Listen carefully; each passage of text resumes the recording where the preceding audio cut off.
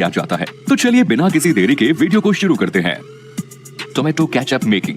Tomato ketchup आजकल हर fast food में इस्तेमाल की जाने वाली चीज है। इसके बिना फास्ट फूड इंडस्ट्री अधूरी है। तो आइए जानते हैं आखिर इसको फैक्ट्रीज में बनाया कैसे जाता है। टोमेटो केचप बनाने के लिए सबसे पहले टोमेटो के खेतों में बड़े स्केल पर टोमेटो हार्वेस्ट किया जाता है। इसके लिए बड़ी बड़ी ऑटोमेटिक हार्वेस्टिंग मशीनों का इस्तेमाल किया जाता है। ये ऑटोमेटिक मशीनें टमाटर के पौधों को डायरेक्ट ही जमीन से काट कर उन्हें कन्वेयर के थ्रू अंदर कंटेनर में ले दी जाती है और यहाँ अंदर लगी फिल्टर मशीनें टमाटर को उनके पौधों से सेपरेट करते हुए उसमें से टमाटर को अलग कर देती है और इस टमाटर को ये अलग कंटेनर में इकट्ठा कर दी जाती है। जब ये मशीन टमाटर के पूरे पौधे को काटती है तो इसमें कच्चे और पक्के सभी तरह के टमाटर आ जाते हैं। इसलिए फिर एक ऑटोमेटिक स्कैनर के जरिए इसमें से सफेद वाले टमाटर यानी कि कच्चे टमाटर को इनमें से फिल्टर कर लिया जाता है। फिर इन टमाटर को एक अलग कंटेनर में लोड किया जाता है। फिर इन सभी पके हुए टमाटर को टोमेटो केचप बनाने की फैक्ट्री तक लाया जाता है। यहाँ इन सभी टमाटर को एक बड़े पानी के कंटेनर में डाला जाता है। यहाँ इन टमाटर को वॉश करते हुए इन्हें कन्वेयर के थ्रू आगे भेज दिया जाता है। अच्छे से टमाटर को क्लीन करने के बाद इन सभी टमाटर को उबलते हुए पानी में डाला जाता है। यहाँ उबलते हुए पानी में इन टमाटर को काफी देर तक उबाला जाता है।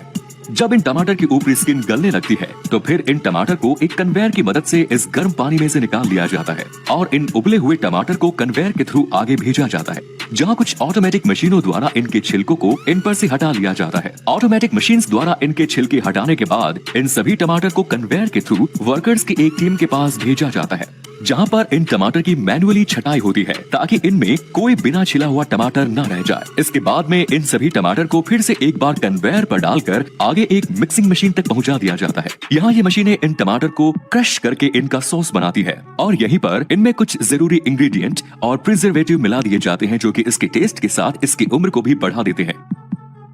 Next is sugar making process. Sugar making process. Sugar बनाने के लिए सबसे पहले खेतों में से गन्ने को काटा जाता है और फिर इन्हें ट्रकों में लोड करके शुगर मिल तक लाया जाता है। फिर इन गन्नों को एक कटिंग मशीन के नीचे रखा जाता है, जहां इन गन्नों को छोटे छोटे टुकड़ों में काट दिया जाता है। फिर इन टुकड़ों को पानी के कंटेनर में डालकर धोया जाता है। अच्छी तरह से धोने के बाद इन गन्ने को एक क्रशिंग मशीन से गुजारा जाता है। यहाँ ये मशीन इन गन्नों को क्रश करते हुए छोटे छोटे टुकड़ों में बदल देती है। इसके बाद आप देख सकते हैं कि ये गन्ना बिल्कुल पतले पतले रेशो में कन्वर्ट हो जाता है।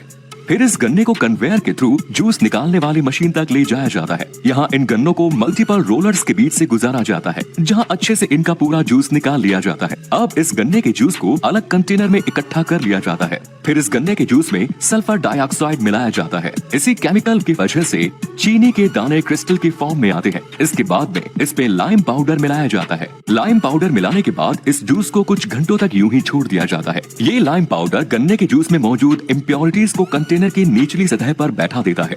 फिर ऊपर बचे इस शुद्ध जूस को आगे इवेपोरेटर में भेजा जाता है, जहां इसे काफी हाई टेम्परेचर पर गर्म किया जाता है, जिससे इसका पानी वेपोराइज हो जाता है और इसमें सिर्फ शुगर का प्योर सिरप बचता है। धीरे धीरे ये सिरप गाढ़ा होते जाता है और इसमें चीनी के क्रिस्टल्स बनने लगते हैं। फिर इस सिरप को स्टीम से गर्म किया जाता है, जिससे इसका बचा कुचा मॉइस्चर हट जाता है और ये चीनी के क्रिस्टल इसके कंटेनर के दीवार के ऊपर चिपक के जाते हैं। फिर इन चीनी के दानों को पानी के प्रेशर की मदद से वॉश किया जाता है, जिससे ये व्हाइट क्रिस्टल की फॉर्म में आ जाते हैं। फिर ये चीनी बनकर पूरी तरह से तैयार हो जाती है।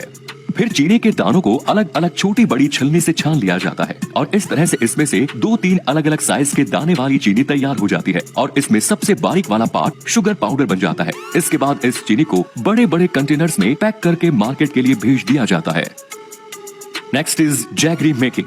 जैगरी यानी कि गुड़ बनाने की प्रोसेस भी लगभग शुगर बनाने की प्रोसेस के जैसे ही होती है। इसमें भी गन्नों को खेतों से काटकर उन्हें ट्रक में लोड करके फैक्ट्रीज तक लाया जाता है। यहाँ इन गन्नों को डायरेक्टली ही जूसिंग मशीन में डाल दिया जाता है, जहाँ इन गन्ने का जूस निकाल लिया जाता है। इसके बाद इससे निकले जूस को एक छलनी से छानते हुए एक अलग कंटेनर में जमा कर लिया जाता है और जूस निकालने के बाद गन्ने के छिलके को अलग जगह पर धूप में सुखा दिया जाता है और फिर इस गन्ने के जूस को एक बड़े कंटेनर में ले लिया जाता है, जहाँ इसे आग के ऊपर पकाया जाता है। आपको बता दें कि इस गन्ने को पकाने में जो ईंधन लगता है उसमें इसी के छिलके को सूखने के बाद जलाकर इस्तेमाल किया जाता है। जब ये गन्ने का रस उबलने लगता है तो इसमें ऊपर की तरफ इम्प्योरिटीज जमा होने लगती है। इस गंदगी को कुछ वर्कर्स द्वारा बड़े बड़े चम्मच में भरकर अलग किया जाता है। ये प्रोसेस कई घंटों तक की जाती है जब तक कि इसकी प्यूरी इम्प्योरिटीज खत्म ना हो जाए। ऐसा करते हुए इसमें गन्ने का रस गाढ़ा और शुद्ध होते जाता है। फिर इसे बचे हुए शुद्ध गन्ने के रस में थोड़ा सा बेकिंग सोडा मिलाया जाता है।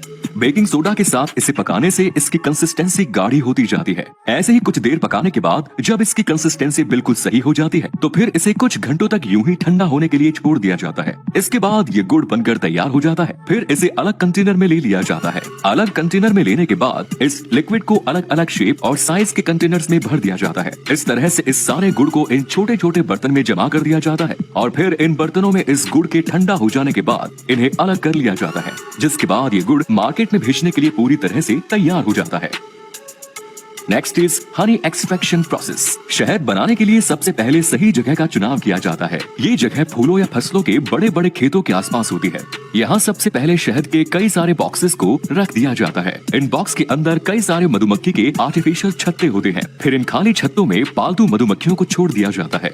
ये मधुमक्खियाँ आसपास के फूलों से रस को लेकर इनमें इकट्ठा करती जाती है। कुछ दिनों बाद मधुमक्खियों के इन बॉक्सेस को खोलकर चेक किया जाता है। जब इनमें शहद अच्छी मात्रा में भर जाता है तो फिर इन छत्तों को इन बॉक्सेस से एक एक करके निकाला जाता है और इस पर से मधुमक्खियों को हटाया जाता है। इसके बाद इन छत्तों को डायरेक्टली ही शहद निकालने वाली जगह पर ले जाया जाता है। यहाँ सबसे पहले मधुमक्खी के छत्ते को एक मशीन के ऊपर रखा जाता है और यहाँ इनके छत्तों के ऊपर वाले ढक्कन को हटा दिया जाता है ताकि शहद को इनमें से निकालना आसान हो जाए। आप देख सकते हैं किस तरह से इनके ऊपर की ओपनिंग को हटाया जा रहा है। इसके बाद सभी छत्तों को एक एक्सट्रैक्टिंग मशीन में डाला जाता है।